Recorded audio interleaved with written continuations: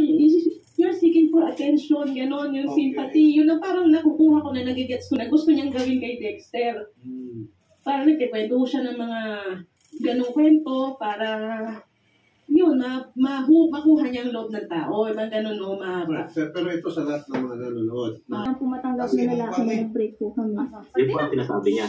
Pinatawad ko siya that time. And then, Hindi naman po papaligaw sa iba na may boyfriend po ako.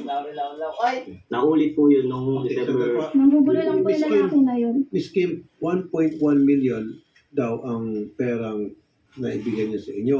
Sana punta po yun. Yung iba po sa mga needs po, yun lang po, sa mga ano po, mga financial needs po, sa Financial needs. education ko po, sa bahay po. Nag-aaral po kayo? Opo. Ano pong kurso? Huwag niyo sabihin school. Anong kurso? Civil engineering po. Wow.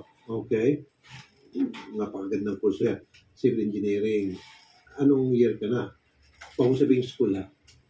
4th year po. Mag-5th year na po kung naka-enroll po ako ngayon. Okay. So doon po napunta yung the bulk of that amount na 1.1 sa education. Doon sa pagpapaganda, magkano po napunta doon, Miss Kim? Yung una na po pinadala. Kaya po daw siya Katawa. Pero sa inyo po. Kami na itong... Nagulat pa rin na force her na pakita yung kanyang face. Sorry. Sir Dexter. Opo. Ayan po, inamin niya.